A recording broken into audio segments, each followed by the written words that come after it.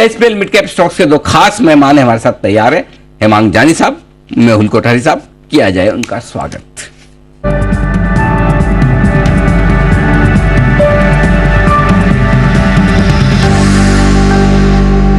Hemang sir, good morning. करें शुरुआत, बताएं सर आपकी long term pick. Good morning Anil ji. मेरी जो लॉन्ग टर्म पिक जो पहली मैंने सिलेक्ट की है वो जोमेटो है। इस पे हमने एक इनिशिएटिंग कवरेज का रिपोर्ट भी निकाला है। तो अनिल जी, पिछले कुछ दिनों में ये स्टॉक के अंदर काफी अच्छा हमने मोमेंटम देखा है और इसके जो दो तीन प्राइमरी रीजंस है वो मैं बता देता हूँ। एक तो ये है कि ये जो बिजनेस है वो एक अर्ली स्टेज पे है ऑफ ग्रोथ। सिर्फ दो बड़े प्लेयर्स हैं तो इसमें इसका बहुत बड़ा फायदा जोमेटो को मिलेगा बिकॉज वो एक मार्केट लीडर है। तीसरा ये है कि जो ग्रोथ है वो पहले लोगों को क्या कंसर्न थी कि यार ये कंपनीज की मार्केट कैप इतनी बड़ी है, प्रॉफिट का कोई ठिकाना नहीं है, तो इतना मार्केट कैप कैसे जस्टिफाई करेंगे। पर अगर आप देखें पिछले 3-4 क्वार्टर में तो सारे ऑपरेटिंग पैरामीटर्स के अंदर एक हमने इंप्रूवमेंट देखी है। मैनेजमेंट बता रही है कि एबिटा पॉजिटिव टर्न अराउंड कर लेंगे और टर्न अराउंड करने के बाद जो एक बड़ा फायदा मिलेगा जो ट्रैक्शन का, वो अर्निंग में रिफ्लेक्ट हो सकता है। तो हमें लगता है अनिल जी कि जोमेटो को लॉन्ग टर्म के हिसाब से लेना चाहिए। हमारा जो प्राइस टारगेट है वो उसमें 25% की अपसाइड हम करंट भाव से देख रहे हैं। तो जोमेटो है वो स्टॉक जहां पर खरीदारी करने की राय, हमारा भी पसंदीदा शेयर रहा है और यहाँ पर आप तेजी करके चल सकते हैं। बढ़िया एक्शन जोमेटो 45 से आप बात कर रहे हैं। हाँ 45। और इस स्टॉक को अगर आप लॉन्ग टर्म इन्वेस्टर हैं, ट्रिपल डिजिट 100 रुपए ओह 3 आएगा। हाँ, इसके लिए रखना बड़ा चाहिए, confidence बिल्कुल है। रखना चाहिए 100%। तो इसको आप इन्वेस्टमेंट के एंगल से साल 2 साल के लिए रख सकते हैं। ये छोड़े Got it. और क्वार्टरली रिजल्ट पर रिव्यू करते चले Review करते कि परफॉर्मेंस इंप्रूव हो रही है। ठीक है। आइए मेहुल जी बताएं सर, गुड मॉर्निंग, आपकी long term pick. Good morning Anil ji. देखिए, आज की मेरी जो लॉन्ग टर्म पिक है वो है रेट गेन। रेट गेन काफी समय से तकरीबन 3-4 महीने से मैं अगर देखूं तो कंसोलिडेट कर रहा है और एक breakout on the verge of breakout है जो कि 380 के ऊपर कंफर्म होगा। बट ट्रेंड बहुत ही स्ट्रांग है, हालांकि साइडवेज है बट ऐसा लग रहा है कि अपसाइड की तरफ ये ब्रेकआउट दे देगा और यहाँ पर हमें फंडामेंटली भी काउंटर बहुत अच्छा लगता है। सो 310 के स्टॉप लॉस से रेट गेन को लेना है लॉन्ग टर्म पिक में और इसका अपसाइड टारगेट रहेगा अनिल जी 490 का। ओके 490 ऊपर का टारगेट है जिसके लिए करनी है खरीदारी रेट गेन में। यह आपके लिए मेहुल जी की राय आती हुई 310 का स्टॉप लॉस लगाकर खरीदना चाहिए आपको। हिमांशु जी बताएं सर, आपकी 10 की कमाई का शेयर।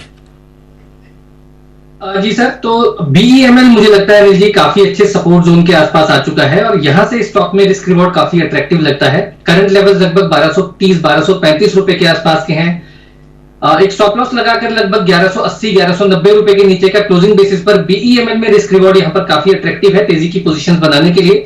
मेरा मानना है कि आने वाले 3 से 4 महीने में यह स्टॉक 1550 से 1600 रुपए की तरफ जाता हुआ नजर आ सकता है, जो कि एक पोजिशनल व्यू है। लॉन्ग टर्म में तो सेटअप और भी काफी पॉजिटिव है। तो बीईएमएल यहां पर पोजिशनली आज 10 की कमाई की तरह खरीदारी के लिए एक रिकमेंडेशन है। ओके 10 की कमाई के लिए बीईएमएल में खरीदारी करने की राय। टारगेट एक बार फिर से बताएं सर जरा। 1550 से 1600 रुपए के टारगेट्स के लिए अभी खरीदारी करेंगे, फिर वहां पर रिव्यू करके चलने की सलाह है। अच्छा, वहां रिव्यू भी करना है। Okay wonderful. मतलब बड़े बड़े टारगेट के बाद भी रिव्यू का तो स्टॉप लॉस लगाना ही नहीं ना इसमें। अनिल जी एकेडमिक पर्पस के लिए है। ओके ठीक है। अच्छा, Practically नहीं। इसके अलावा और कौन कौन से पर्पज हैं आपके पास?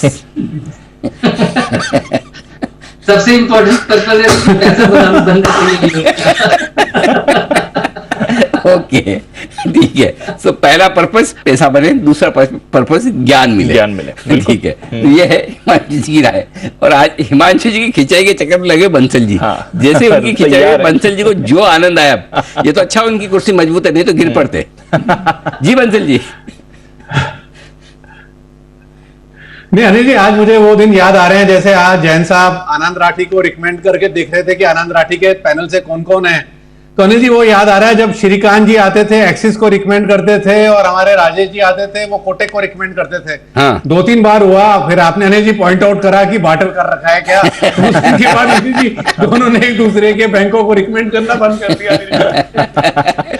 वैसे आनंद राठी तो हमारे मेहुल जी आज हैं हाँ, पैनल बिल्कुल। पे, और आनंद राठी दमदार प्रदर्शन कर ही रहा है। आइए बढ़ते आगे, एक और दमदार प्रदर्शन करने वाली कंपनी से आपकी करवाते हैं मुलाकात, और कंपनी का नाम है ओरिएंट सीमेंट।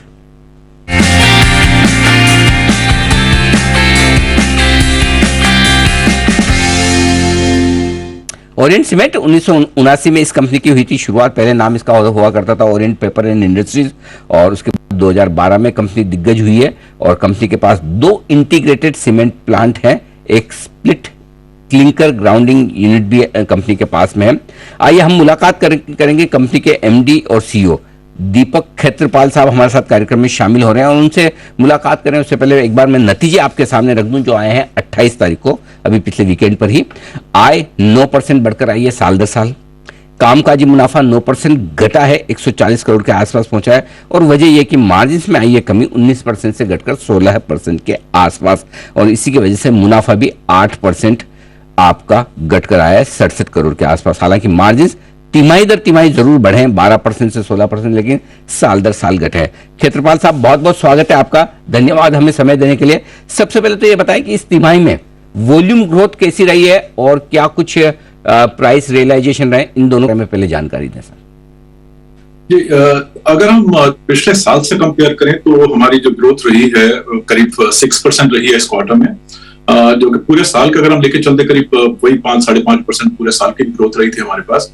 प्राइसेस स्टेबल थे, थोड़ा सा बहुत लेस देन 0.5% सिक्वेंशली थोड़े कम हुए थे, लेकिन जो मेजर हम लोगों को तकलीफ रही है पिछले पूरे साल में, और कुछ हद तक अभी भी चल रही है, कि कॉस्ट्स बहुत बढ़ गई थी हम लोगों की, क्योंकि फ्यूल प्राइसेस इंटरनेशनली डोमेस्टिकली बहुत ज्यादा हाई हुए थे। तो प्रॉफिट कम होने की वजह ये नहीं कि हमारे वॉल्यूम गेन नहीं हुआ या प्राइस हमारा बहुत घट गया, लेकिन एक जो हम बढ़ी हुई कॉस्ट को मार्केट में पास ऑन नहीं कर पाए, उसकी वजह से जो हमारे रिजल्ट्स थोड़े कम दिख रहे हैं। लेकिन सिक्वेंशली आप देखें तो उसमें वॉल्यूम भी बढ़ा, सब कुछ बढ़ा, तो उसके हिसाब से हमारा एबिटा भी 840 रुपए टन हो गया। तो होपफुली ये रिकवरी जो हुई है पिछले क्वार्टर में, हम लोग एक तो जो मार्केट से हम लोग को कंडीशन होती है एक्सेप्ट करनी पड़ती है, फ्यूल प्राइसेस ग्लोबली बढ़े हैं तो बढ़े हैं, प्राइसेस नहीं बढ़ रहे सीमेंट के तो उसी के साथ रहना है। लेकिन हम लोग एज जो मैनेजमेंट एक्शन फिर प्लान करते हैं कि इतनी तकलीफ में हम लोग क्या कर सकते हैं एज मैनेजमेंट, तो हम लोगों ने कई अपने एक एक्शन जो आज की डेट में हमारे चल रहे थे बिल्कुल कंप्लीट होने वाले हैं। सबसे बड़ा हमारा जो एक प्रोजेक्ट था वेस्ट हीट रिकवरी प्लांट जो हम लगा रहे थे, जिसमें हमारा सीमेंट प्रोडक्शन करीब 100 रुपए पर टन कॉस्ट बढ़ जाती है सिर्फ एक वेस्ट हीट रिकवरी प्लांट लगाने से, और दूसरे सस्टेनेबिलिटी के लिए हमको फिर कोयला नहीं जलाना पड़ता है पावर जनरेट करने के लिए। तो वो हमारा जो एक प्रोजेक्ट है वो अंडर कमिश्निंग है, और इसी क्वार्टर के अंदर उससे हमको पावर मिलनी शुरू हो जाएगी, जिसकी वेरिएबल कॉस्ट लगभग नील के बराबर ही होती है। वो है। दूसरा हम लोग सोलर पावर या अपना जो ऑल्टरनेटिव फ्यूल्स बोलते हैं हम लोग, रिफ्यूज ड्राइड फ्यूल जो म्यूनिसिपल वेस्ट होती है उसको हम एज फ्यूल वगैरह यूज करके हम लोग कोशिश करते हैं कि जो मार्केट के बहुत शार्प इन्फ्लेशन है फ्यूल का वो किसी तरह से हम लोग मिटिगेट कर पाए, लेकिन पूरी तरह से मिटिगेट नहीं हो पाता है, और ऊपर से अगर मार्केट से सपोर्ट नहीं मिलती in terms of price improvement जी तो तकलीफ जरूर होती है। ठीक बात है। अच्छा सर, तो मार्जिन तिमाही दर तिमाही बेहतर दिखते हैं, साल दर साल थोड़े कमजोर, क्या सेफ रहेगा वित्त वर्ष 2024 के लिए मार्जिन समझना 16% के आसपास, या 19% फिर पहुंच सकते हैं, या 12% की तरफ आ सकते हैं? देखिए, जहां तक 12% का सवाल है वो तो मानसून क्वार्टर को एक बहुत खराब क्वार्टर हो जाए तो इसलिए होते हैं, लेकिन हम ऑनगोइंग बेसिस पे कभी भी 12% 13% मार्जिन एक्सपेक्ट नहीं करते हैं। 16, 17, 18% होनी चाहिए। अगर अब 16, 17% हम लोग कर पाते हैं एक ऐसे साल में जहां हम लोग कॉस्ट जो है मार्केट को पास ऑन नहीं कर पाए, तो एक तरह से वो बेस होता है, बॉटम होती है हमारी। तो हम उम्मीद करते हैं कि एक तो जो हम लोग एज मैनेजमेंट एक्शन ले रहे हैं, और दूसरा सबसे बड़ी चीज देखने वाली ये है कि अगर हम लोग किसी भी लेट्स से कंडीशन को देखते हुए कॉस्ट इंक्रीजेज हैं या मार्केट में डिमांड पिकअप होती है, अगर 10 रुपया पर बैग भी पूरे साल में सीमेंट प्राइस इंप्रूव हो जाए तो सीधा वो 140-150 रुपए टन का एबिटा डायरेक्ट ऐड कर देता है हमारी बॉटम लाइन में। तो हम उम्मीद कर रहे हैं कि पिछले साल सवा साल से जो हम लोग कॉस्ट हम लोग एब्जॉर्ब कर रहे हैं उसको और कुछ नहीं तो 10 रुपया 15 रुपया बैग तो हम मार्केट को पास ऑन कर पाएंगे। उसकी वजह से हमको मार्जिन में अपसाइड दिखती है, और हमारा उम्मीद है कि 20 से 22% के बीच में हमारा एबिटा मार्जिन रहना चाहिए हमारा, और बाकी इंडस्ट्री का भी इंप्रूव होगा, क्योंकि जो पिछले साल कम हुआ है वो लगभग सारी इंडस्ट्री का हुआ है, हम अकेले नहीं है उसमें, और इंप्रूवमेंट भी होगा तो सारी इंडस्ट्री के साथ हम उम्मीद कर रहे हैं कि 21-22% एबिटा मार्जिन को वापस आए। Okay, perfect. सर बताएं 2024 के लिए क्या गाइडेंस दे सकते हैं, अगर जो भी आपकी कैलकुलेशन है, एक अंदाज है, किस तरह की परफॉर्मेंस रह सकती है? जी देखिए, हमारा पिछले साल में, हमारे पूरे साल में जो वॉल्यूम रहे करीब 5.8 मिलियन टन उन्होंने बेचे हैं। इस साल हमारा जो टारगेट रहेगा कि हम उसको 6.3 से 6.5 टन के बीच में ले जा पाए। 6.3 थोड़ा डिफेंसिव टारगेट है अगर मार्केट उठती नहीं है किसी वजह से, लेकिन अगर मार्केट में डिमांड नॉर्मल रिज्यूम हो जाती है तो 6.5 मिलियन टन भी हम लोग टारगेट करेंगे। तो रेंज 6.3 से 6.5 की रहेगी मेरे दिमाग में। और अगर प्राइस बिल्कुल इंप्रूव नहीं होते हैं तो भी अंदाजा हमारा है कि करीब 850 रुपए टन का 850 रुपए टन EBITDA होना चाहिए। और जैसे मैंने बोला कि 10 रुपया भी प्राइस में मार्केट में ज्यादा मिल गया था, हम लोग 1000-1050 के बीच में ले जाने की उम्मीद रखते हैं। चलिए, तो ये आपका इस साल का टारगेट है। सर बहुत बहुत धन्यवाद, हमें समय दिया आपने और नतीजे पर विस्तार से बातचीत की। ओरिएंट सीमेंट के MD और CEO दीपक खेत्रपाल साहब बताते हैं कि इस तिमाही में थोड़ा कॉस्ट प्रेशर कम होने से मार्जिन इंप्रूव करने में सहारा जरूर आते हुए दिखा है। अगली तिमाहियों पर भी रहेगी नजर। बाजार दिन की ऊंचाइयों पर आते हुए दिख रहे हैं। 18,165 पर निफ्टी है इस वक्त और 43,425 के आसपास बैंक निफ्टी पहुंचता हुआ दिख रहा है, मजबूती के साथ टिके रहने में कामयाब होते हुए हमारे दोनों ही एक्सपर्ट लॉन्ग टर्म पिक देने में दे चुके हैं। हेमांग जानी साहब जोमेटो, यहाँ पर उनकी लॉन्ग टर्म पिक के तौर पर खरीदारी करने की राय है। और अब जरा एक बार हेमांग सर से पोजिशनल पिक भी समझ ली जाए, बताएं sir. Anil ji, second pick मैंने रियल एस्टेट सेक्टर से चुनी है, ब्रिगेड एंटरप्राइज। और रियल एस्टेट सेक्टर के अंदर हम एक बहुत बढ़िया स्मार्ट टर्न अराउंड देख रहे हैं और ये तिमाही के अंदर जो ब्रिगेड के नतीजे आएंगे उसमें भी एक्सपेक्टेशंस बहुत ही अच्छी है। जो टॉप लाइन ग्रोथ है वो 17% रहेगी और जो ट्रैक्शन है सेल्स का वो लगातार जारी रहेगा। तो हमें लगता है कि ये कंपनी के अंदर डेफिनेटली निवेश करना चाहिए और इसका जो टेक्निकल पैटर्न जो है वो भी काफी अच्छा निकल के आया है। तो ये हमारा पोजिशनल पिक है with a price target of 560 rupees. ये 560 ये टारगेट के लिए आपको करनी है खरीदारी। ब्रिगेड एंटरप्राइजेस ये पोजिशनल पिक है हेमांग सर की। मेहुल सर बताएं आपकी पोजिशनल पिक। अनिल जी, हमारी आज की पोजीशनल पिक है वो है वाडीलाल इंडस्ट्रीज।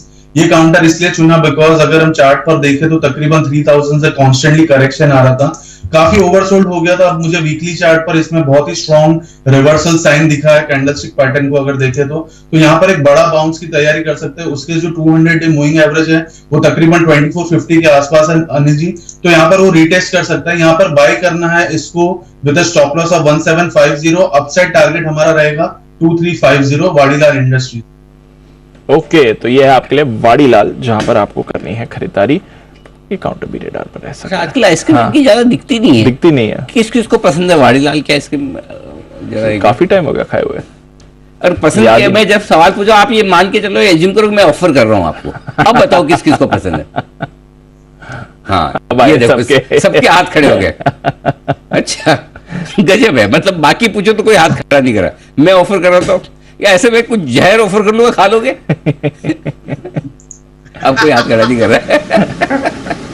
अब कोई नहीं कर रहा। चलिए, वाडीलाल आइसक्रीम की ट्रीट आपको ड्यू रही जब भी आप सर्दियों में आए। ऐसा मुंबई में तो सर्दी होती नहीं है। कब आएंगे?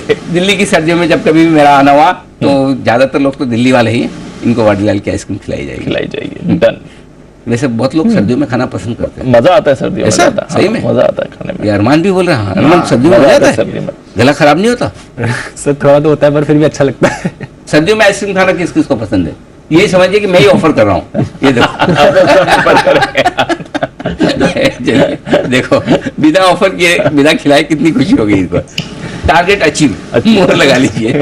ओके, तो वाडीलाल पसंद है हमारे मेहुल जी को, यहाँ पर उनकी तरफ से पोजिशनल पिक। आइए 10 की कमाई की पिक भी ले लें राकेश जी कुणाल जी की तरफ से। सर बताएं आपकी 10 की कमाई का स्टॉक।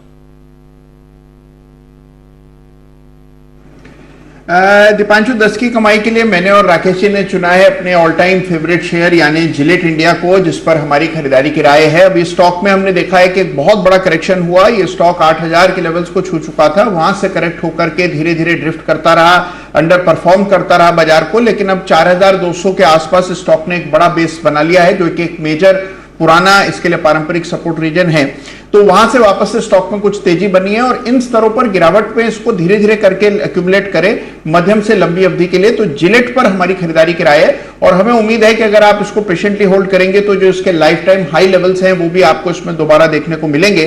तो मध्यम से लंबी अवधि के लिए खरीदारी की राय है। Over to Rakesh ji. दिवांशु, बेहतरीन टेक्निकल स्ट्रक्चर है, नीचे से नीट क्लीन क्लियर रिवर्सल है, 4400 के अराउंड चल रहा है। इन स्तरों पे हल्की फुल्की करेक्शन पर जिलेट में निवेश की राय है। एक बार ये 4970 के अराउंड आएगा तब इसको रिव्यू करेंगे फर्दर टारगेट्स के लिए, बट 4970 पे बेचना नहीं है, बाय एंड होल्ड करना है 4970 पर। मैं और कुणाल जी खुद ही इसको रिव्यू करेंगे। बॉटम लग चुका है, चार्ट्स पर रिवर्सल है, तो जिलेट में निवेश की राय है। ओके, तो जिलेट ये है स्टॉक जहां पर खरीदारी करने की राय कुणाल जी राकेश जी की तरफ से 4970 के टारगेट के लिए करने की खरीदारी। मंसल जी, आपसे मेरा फिर से एक मासूम सा सवाल आ गया है। इतनी मुश्किल स्पेलिंग वाला स्टॉक आपने हाँ कैसे भरी कुणाल जी को कि हाँ ये ले लेते हैं? नहीं अनिल जी, इसको आई डोंट फाइंड इट मुश्किल। अनिल जी वो जो अभी अच्छा एक मिनट उसको बोलना बोलो तो बिना लिखना। एक मिनट आई डोंट फाइंड मुश्किल को डिफिकल्ट, ये थोड़ा डिफिकल्ट है, लेकिन अब बोलो I don't find it difficult. Difficult Anil ji पूरी रिसर्च करी अनिल जी हमने। बेसिकली अगर आप देखें तो कन्वेंशनल अनिल जी जो शेविंग क्रीम्स आती थी ना अनिल जी, अब कोई यूज नहीं कर रहा अनिल जी। यंग जनरेशन जो न्यू ब्लड है वो तो होम पे शिफ्ट कर चुका है और ओल्ड जनरेशन अनिल जी वो इसका shaving jail Anil ji use करता है। ये तो जिलेट अनिल जी मार्केट नहीं कर पा रहा है। अगर ये शेविंग जेल में अनिल जी हमको रॉयल्टी दे तो अनिल जी पानी भी सेव होता है। अगर आप शेविंग जेल यूज कर रहे हो during shaving as compare to conventional shaving cream, तो पानी की भी अनिल जी काफी बचत होती है। जवाब वो नहीं दिया जो मैंने पूछा था। स्पेलिंग पे कुछ बोले नहीं है बंसल जी। पतली गली से निकल गए स्पेलिंग के मामले में। मैं समझ गया बंसल जी मुश्किल था ये जी। देखिए अनिल जी, आप बंसल जी की बौद्धिक क्षमता पर जो ये सवाल खड़ा कर रहे हैं अनिल जी, अनिल जी देखिए आप समझिए अनिल जी, ये जिलेट के प्रोडक्ट्स इस्तेमाल करने में वेटरन है अनिल जी। आप अनुमान लगाइए कितने सालों से शेव कर रहे होंगे। नहीं तो ये जिलेट के ब्रांड को रोज पढ़ते हैं, अब तक स्पेलिंग आ गई है अनिल जी। ना मैं कोई उनकी बौद्धिक क्षमता पे सवाल कर ही नहीं रहा। मुझे पूरा यकीन है, भरोसा है तो वो नहीं बोल पाएंगे। सवाल तो तब होता है जब आपको डाउट हो। जब मुझे भरोसा है वो नहीं बोल पाएंगे तो बात ही खराब। ऐसा आप ऐसा बंसल जी के बारे में कॉन्फिडेंट रहिए जैसे मैं कॉन्फिडेंट रहा। कुरान जी आप भी वैसे कॉन्फिडेंट रहिए। आइए बढ़ते आगे, एक बड़ी और एक्सक्लूसिव खबर की तरफ चलते हैं। हमारे संवाददाता तरुण शर्मा हमारे साथ तैयार होने इस वक्त नई दिल्ली से। तरुण बताइए क्या है बड़ी खबर आपके पास? बिल्कुल सर, मैं बताना चाहूंगा कि सरकार जो है वो नेशनल रिटेल ट्रेड पॉलिसी पे काम कर रही है और इसमें जो जीएसटी जो ट्रेडर्स बढ़ते हैं उनके लिए एक हेल्थ पॉलिसी लेकर आने वाली है। लेकिन बड़ी बात यह है कि न्यू इंडिया इंश्योरेंस जो कंपनी है उसके साथ सरकार टाई अप कर सकती है हेल्थ पॉलिसी के लिए। हाल में ये डिस्कशन है वो डीपीआईआईटी और डीएफएस के बीच में चल रहा है, लेकिन अभी शुरुआती दौर में है। लेकिन ये जो इंश्योरेंस कंपनी जिस पर चर्चा की जा रही है वो न्यू इंडिया इंश्योरेंस कंपनी है, जिसके जो एक कम प्रीमियम पे या मतलब सरकार उस प्रीमियम को वहन करे, इस तरीके की पॉलिसी को तैयार किया जाए। जो ट्रेडर्स जीएसटी बढ़ते हैं, देश भर में ऐसे 1.4 करोड़ ट्रेडर्स हैं जो या तो क्वार्टरली या मंथली जीएसटी भरते हैं या जीरो फाइलिंग भी जो करते हैं, उनको भी हेल्थ पॉलिसी सरकार की तरफ से दी जाएगी। इस तरीके की चर्चा डीपीआईटी और डीएफएस के बीच में चल रही है। तो एक जब ये पॉलिसी आती है तो उसका सबसे ज्यादा या ये कहीं सबसे ज्यादा जो फायदा होगा वो न्यू इंडिया इंश्योरेंस को होगा, क्योंकि एक पार्टनरशिप के तौर पे न्यू इंडिया इंश्योरेंस के बारे में दोनों ही डिपार्टमेंट चर्चा कर रहे हैं। ओके, तो न्यू इंडिया इंश्योरेंस के लिए हो सकती है ये अच्छी खबर, जहां पर जो रिटेल ट्रेडर्स हैं जो जीएसटी भरते हैं उनके लिए एक नेशनल रिटेल ट्रेड पॉलिसी आ सकती है जिसमें उन्हें हेल्थ इंश्योरेंस देने की योजना है। ये हेल्थ इंश्योरेंस दिया जाएगा न्यू इंडिया इंश्योरेंस की तरफ से। ये खबर आती हुई दिख रही है। Sumit ji, new India insurance के चार्ट पर नजर डालिए, राय दीजिए। अनिल जी, स्टॉक के अंदर मोमेंटम बन रहा है, स्टॉक के अंदर एक अच्छा मूव बना है और 5 रुपए का मूव अभी जस्ट थोड़ी देर में देखने को मिला है। स्टॉक के अंदर मेरे को लग रहा है कि यहां से और ऊपर का मूव बनेगा। 115 रुपए, 118 रुपए ये लेवल ऊपर में देखने को मिल सकते हैं। और अनिल जी, 2 दिन पहले न्यू इंडिया इंश्योरेंस में बाय का व्यू दिया था 2-3 दिन पहले, जिसके टारगेट भी हिट हो रहे हैं। तो ये तो था अपडेट, और अभी यहां से और ऊपर का मूव देखने को मिल सकता है। 115-118 तक के लेवल ऊपर में देखने को मिलने चाहिए। ओके, तो ये है आपके लिए न्यू इंडिया एश्योरेंस, जबरदस्त ब्रेकआउट आ रहा है इस काउंटर में, 4.5% ऊपर ट्रेड हो रहा है इस समय।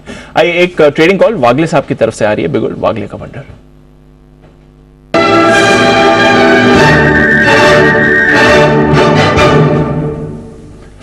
बताएं वागले साहब। दीपांशु, मुझे मेटल स्पेस में बहुत स्ट्रेंथ दिखती है और एक inverse head and shoulder pattern बना है सारे स्टॉक्स में, लेकिन टाटा स्टील में एकदम क्लियर है। काफी लगभग 1 महीने 1.5 महीने के कंसोलिडेशन से ये निकला है। 110-110-50 का भाव है। मुझे लग रहा है कि ये 115-116 तक जाना चाहिए आज और कल में। आपका स्टॉप लॉस 108 का होना चाहिए। ओके, तो यह है आपके लिए टाटा स्टील, जिसके नंबर्स भी आज आने वाले हैं। स्टॉक में एक्शन दिख रहा है। एक बिगुल जय ठक्कर के लिए, जय का जैकपॉट।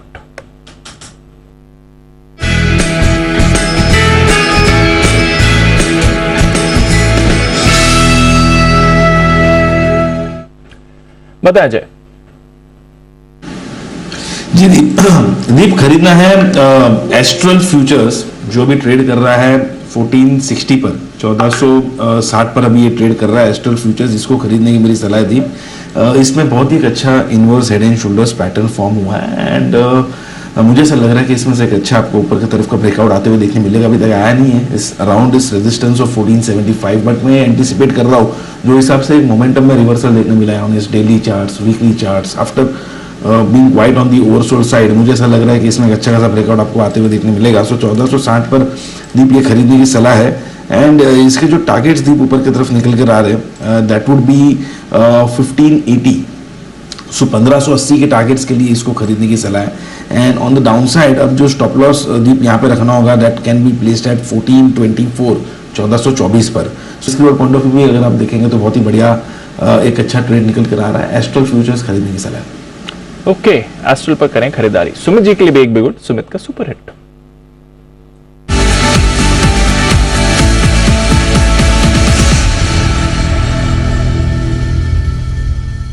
बताएं सुमित जी।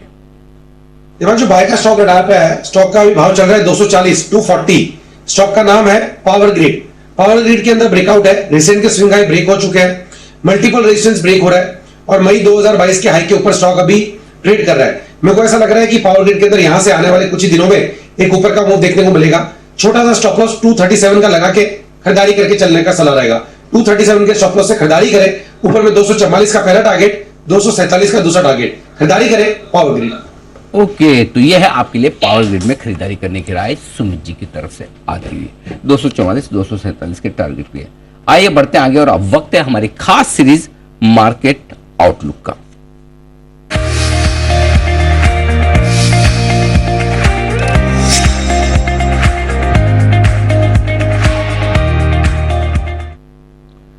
देश के दिग्गज म्यूचुअल फंड में से एक आदित्य बिरला सन लाइफ म्यूचुअल फंड के एमडी और सीईओ ए बालासुब्रमण्यम सर हमारे साथ कार्यक्रम में हो रहे हैं शामिल, जो कि 1994 से इस फंड के साथ में है। 2009 से आप कंपनी के सीईओ हैं और सीआईओ के तौर पर 2006 से 2009 तक रह चुके हैं बिरला म्यूचुअल फंड के साथ, और 30 सालों से ज्यादा लंबा गहरा अनुभव है सर का। बाला सर, बहुत बहुत स्वागत है। सबसे पहले तो धन्यवाद सर स्टूडियो में आने के लिए। लंबे समय बाद आपको स्टूडियो में देखकर बहुत अच्छा लग रहा है। सर एक चीज बताइए, मैं आपसे सवाल पूछूं, आप 94 से मतलब 30 साल हो गए सर बिरला म्यूचुअल फंड? हो गया, 30 साल अभी चल रहा है। चलिए आज के जमाने में 30 साल एक ऑर्गेनाइजेशन में रहने वाले लोग बहुत कम मिलते। मेरे ख्याल से एक आप और शायद एक प्रशांत जैन सर होंगे जिन्होंने सबसे लंबी इनिंग खेली एक ही फंड के। बहुत कम लोग था एक्चुअली। हाँ, ऑफ कोर्स एक तो है ज्वाइन बिरला म्यूचुअल 94 में ज्वाइन किया था एज अ ट्रेडर जी। एज अ ट्रेडर में स्टार्ट ग्रोइंग डेफिनेटली। उसमें तो एक तो चीज है, एक तो मैनेजमेंट, प्रमोटर, शेयर होल्डर्स, आपको उतना कन्विक्शन रखना चाहिए। सेकंड, जो साथ में सब लोग मिलके काम करते हैं जी, वो सबका उम्मीद भी आना चाहिए और सबके साथ मिलके काम करना है, क्योंकि when youngsters you are alone, as you grow up you become a team player. Absolutely. तो वो सब समझ के जो करना है, जो टीम जो बन के जो करना है। मेरे साथ जो काम किया सब लोग, so as a friend we always used to work. जनरस्ट के लिए कभी काम करते हैं, जो पैशन के साथ काम करते हैं। So that continues. बट इसका सब में एक्चुअली सबका किसका आशीर्वाद तो चाहिए, आशीर्वाद तो चलिए बिकॉज बिरला साहब का आशीर्वाद बिल्कुल के हिसाब से हम लोग जो ग्रो हो रहे हैं। नहीं सर, ये और जो इन्वेस्टर्स का कॉन्फिडेंस, इन्वेस्टर्स का भी कॉन्फिडेंस है, ये सब मिलके आपको जो है सर ये दोनों ही कॉम्बिनेशन होना बहुत जरूरी है। एक एम्प्लॉय की तरफ से वो परफॉर्मेंस जो आपकी उस जमाने से अब तक की है वो परफॉर्मेंस चाहिए, तभी एम्प्लॉयर भी पसंद करता है। दूसरी तरफ ये कि जो अच्छा परफॉर्मर है उसको लगातार आप ग्रो करने का मौका दें। अब आप एमडीसी है तो नेचुरली कहाँ ट्रेडर से आपने वो पूरी यात्रा तय की। सर एक बात बहुत बहुत फिर से बधाई आपको। अच्छा सर, अब शुरुआत करते हैं पहले नतीजों से। इस तिमाही में अब तक कहीं एक्सीडेंट्स नहीं दिख रहे हैं। सो ये बताइए ओवरऑल रिजल्ट सीजन जो अब तक रहा है क्या व्यू है और आगे आपको कैसा नजर आ रहा है? नहीं, जो मार्च का जो क्वार्टरली नंबर के हिसाब से देखते हैं, I think most of the sectors का जो रिजल्ट जो आ रहा है तो अच्छी तरफ से आ रहे हैं, weather it is banking and financial sectors. अगर बैंकिंग फाइनेंशियल सेक्टर्स देखते हैं उसके साथ साथ में बाकी सेक्टर को मालूम पड़ जाते हैं, क्योंकि जो लैंडिंग के हिसाब से जो उनको जो ग्रोथ आया है जी, सो जो बेनिफिट जो हुआ एक्चुअली बोरो करके जो ग्रोथ भी किया उसका बेनिफिट जो है ऑटोमोबाइल्स और अदर सेक्टर लाइक एसएमईज, इस सब में जो बेनिफिट हुआ है I think definitely reflects on numbers. And जो हिसाब से जो बायंसी और गाइडेंस भी जो आया कंपनीज का, एंड जो सबसे उम्मीद के हिसाब से जो हर कंपनीज का जो गाइडेंस फॉरवर्ड गाइडेंस जो आया वो भी आई थिंक मेरे हिसाब से अच्छा है। This result is definitely better than what owner expected. सबका एक इरादा था दैट क्वार्टर नंबर शायद थोड़ा वीक हो सकता है, specially on the domestic economic driven companies. तो जो डोमेस्टिक इकोनॉमिक हिसाब से जो कंपनीज का रिजल्ट आया है I think all of them are done very well. जो सेक्टर में जो इम्पैक्ट आया only on those who are heavily dependent on overseas exports and currency related impact. जो ग्लोबल का स्पेंडिंग जो कम हुआ है उसके हिसाब से जो कंपनी जो इम्पैक्ट आया है those are largely driven by the export driven company, whether it is textiles व द आईटी कंपनीज। उनका सबका थोड़ा रिजल्ट्स बिलो एक्सपेक्टेशंस आया actually so far. Otherwise most of the domestic driven economic companies have been able to deliver good return. Plus forward guidance भी जो दिया actually purely on basis उम्मीद जो अपना जो इकोनॉमी जो उम्मीद आज के दिन पे भी कंटिन्यू कर रहा है actually that India will become actually the most prominent place in the world as investment destinations। उसके साथ साथ में जो ग्रोथ में जो फोकस कर रहा है एक्चुअली स्पेशली ऑन गवर्नमेंट का स्पेंडिंग।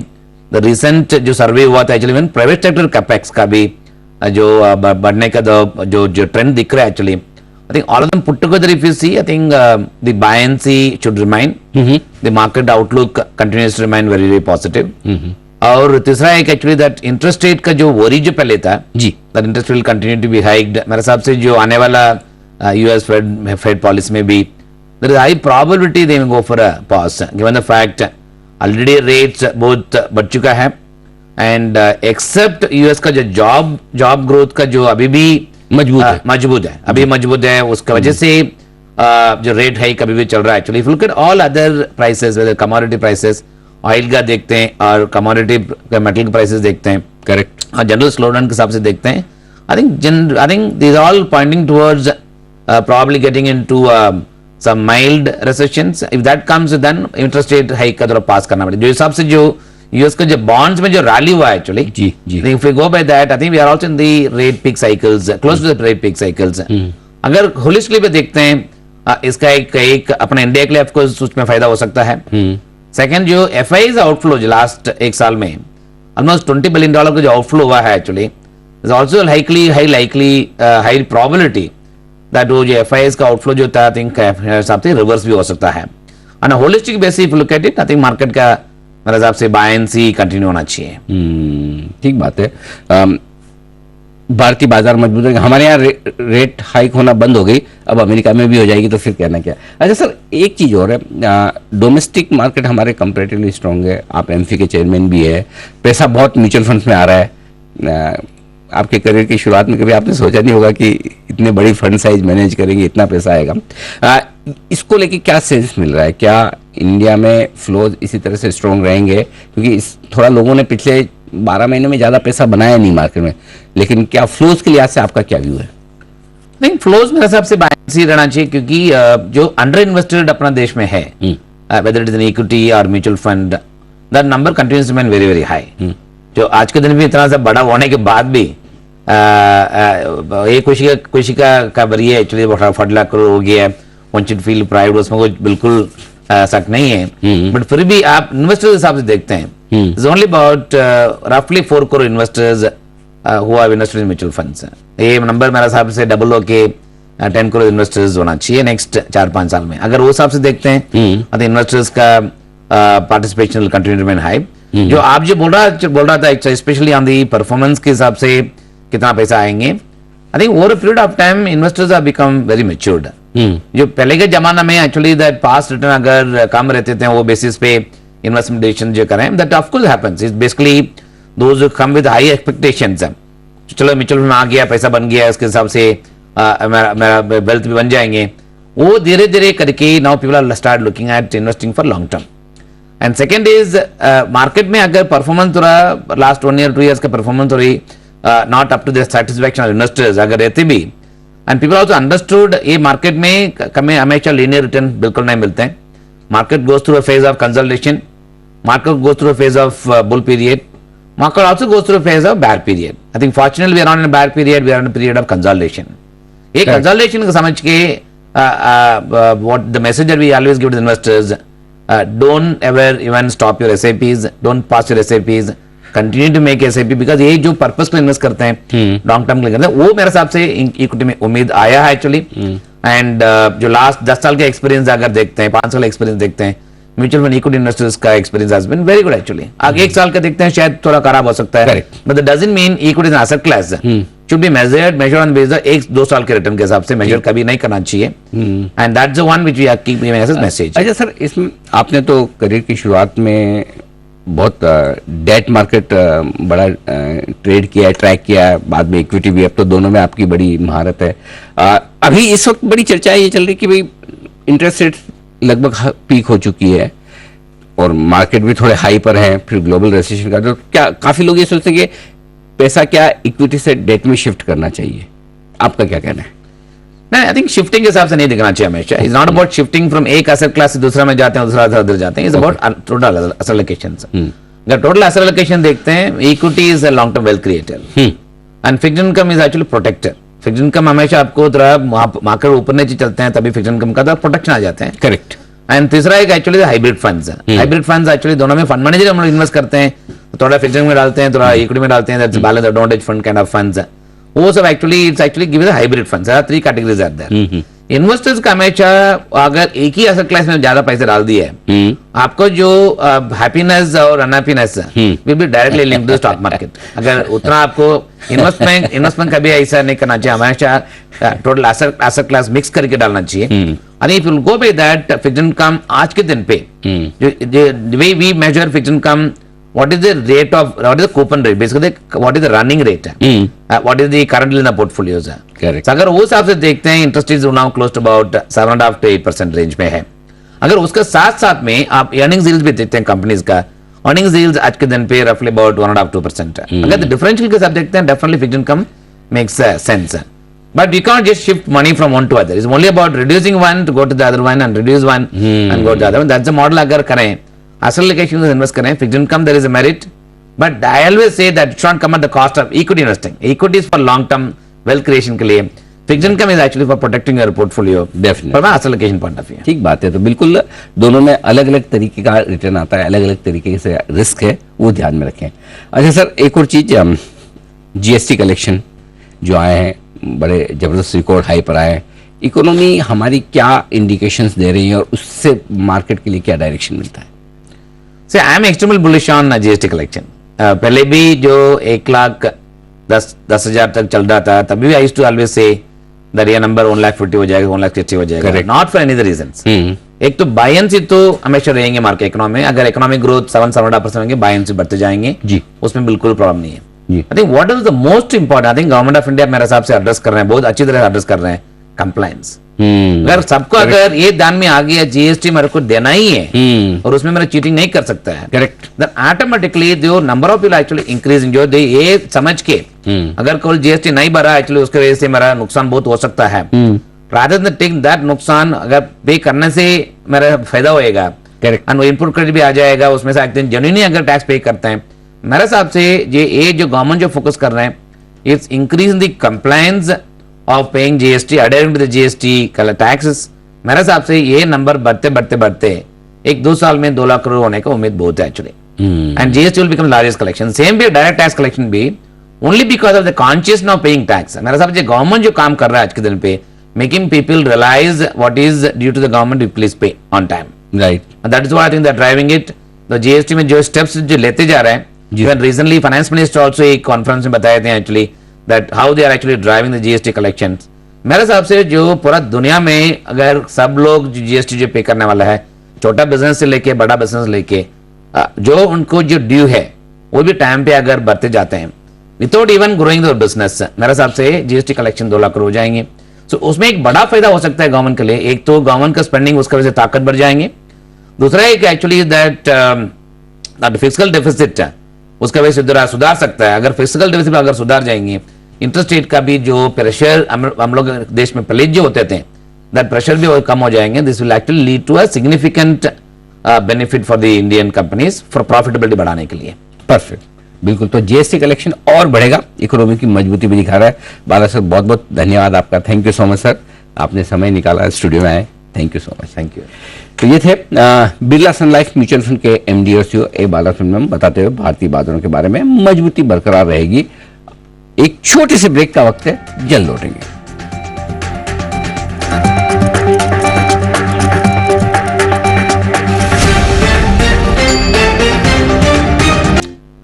न्यूज पर यूज में आप सबका स्वागत है. और आज हम मुलाकात करने जा रहे हैं देश के दिग्गज बैंक्स में से एक आईडीएफसी फर्स्ट बैंक से, उनके नतीजों पर. पहले मैं नतीजे आपके सामने रख दूं. चौथी तिमाही के नतीजे जो वीकेंड पर आए हैं, 29 तारीख को बहुत ही दमदार परफॉर्मेंस कंपनी की आती हुई दिखी है, बैंक की आती हुई दिखी है. नेट इंटरेस्ट इनकम ये लगभग 3600 करोड़ पहुंचती हुई दिखी है. 35% का बड़ा उछाल वहां पर आपको दिखेगा. मुनाफा 800 करोड़ के पार निकलता हुआ 135% मुनाफा बढ़कर आया है. प्रोविजंस 482 करोड़ के आसपास है.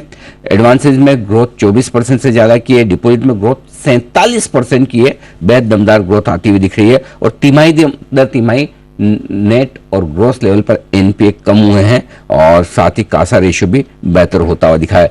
सबसे बड़ी बात है मार्जिन्स जो ऑल टाइम हाई पर आए हैं. नेट इंटरेस्ट मार्जिन 6.5% के करीब पहुंचते हुए दिख रहे हैं आईडीएफसी फर्स्ट बैंक के. और इसी वजह से आप देख रहे हैं स्टॉक भी आज दमदार एक्शन में आपको नजर आएगा.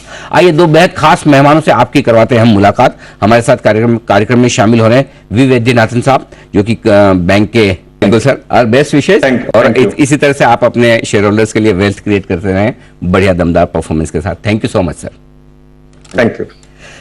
आईडीएफसी फर्स्ट बैंक के टॉप मैनेजमेंट से मुलाकात.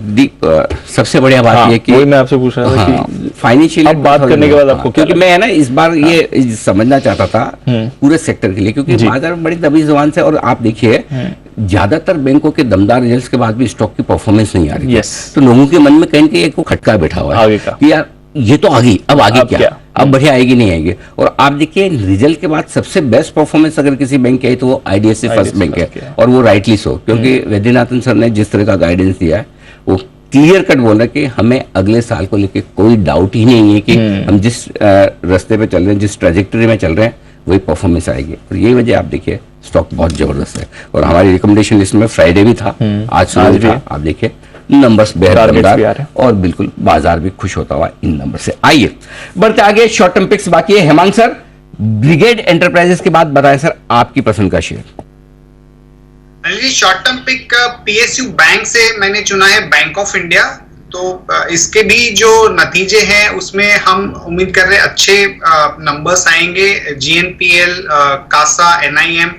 और हमें लगता है कि बैंकिंग जो है वो एक लीडर रहेगा जो ये अभी रैली चल रही है उसका. तो उसमें हमें बैंक ऑफ इंडिया की लग रहा है कि परफॉर्मेंस वाइज और टेक्निकल चार्ट की जो पैटर्न है वो दोनों में एक अच्छा सा इंप्रूवमेंट हमें दिख रहा है. तो ये हमारी शॉर्ट टर्म पिक है with price target of 100 rupees. Okay, 100 रुपए के टारगेट के साथ शॉर्ट टर्म पिक के तौर पर बैंक ऑफ इंडिया. और नतीजे आने वाले कल मेरे ख्याल से ना, नतीजे आएंगे, कमाई कराएंगे. मैं अभी आपको रिकमेंड करके 29 को आ रहे हैं. 29 मई ना नहीं बैंक ऑफ इंडिया. हाँ, बैंक ऑफ इंडिया. हाँ, सैटरडे को आ रहा है. सॉरी, शनिवार को. 3-4 दिन है बाकी. अभी आपको कुशल ने भी बताया कि इस बार नंबर्स बड़े मजबूत आने हैं और पसंद है हेमांग सर को भी. मेहुल जी बताएं सर आपकी शॉर्ट टर्म पिक. वाड़ीलाल पे तो काफी चर्चे हो गए हैं, बातचीत हो गई. बताएं सर शॉर्ट टर्म पिक भी कोई ऐसी इंटरेस्टिंग है आपके पास? जी हाँ अनिल जी, शायद से थोड़ी इंटरेस्टिंग है, वो है लक्स इंडस्ट्रीज। काफी ज्यादा ओवरसोल्ड हो गया, ठीक है सर। तो यहाँ पर एक फ्लैग ब्रेकआउट में देख रहा हूँ ओवरसोल्ड जोन से, तो एक अच्छा सा शार्प पुलबैक यहाँ पे देखने को मिल सकता है। 1650 के टारगेट के लिए इसको बाय करना है। स्टॉप लॉस रहेगा इसका 1350 का। ओके, 1350 के टारगेट के लिए लक्स इंडस्ट्रीज में यहां पर करनी है खरीदारी। ओके, जीके टेस्ट करने का वक्त है। जरा सब एक्सपर्ट को दिखाइए। जीके का नाम लेते हैं सब लोग गूगल देखना शुरू कर देते हैं पहले, बिना गूगल देखे बताया लक्स इंडस्ट्रीज की टैगलाइन क्या है इनके ऐड की। ये तो पता है ना बनाती क्या है, साबुन नहीं बनाती है। हाँ, कपड़े और बना देगा, कपड़े बनाने वाली लक्स। एनीबडी? वैसे तो मेहुल जी आपको पता होना चाहिए, रिकमेंड आपने किया है। जी मेहुल जी बताइए। इसकी टैगलाइन शायद की है ये अंदर की बात है। ये अंदर की बात है। एब्सोल्युटली सही जवाब, बहुत बढ़िया। तो काफी समय से ये अभी हमको है ना वो थोड़े वो बीच में से वो पीछे से वो ताली की आवाज भी लानी चाहिए। हाँ। तो जैसे सही जवाब आया स्टूडियो रिएक्शन मैं उनके हाथ तो बीच में से आर्टिफिशियल ताली हाँ, ताकि क्या है बार बार सबको मेहनत ना करनी पड़े। तो जी बंसल जी।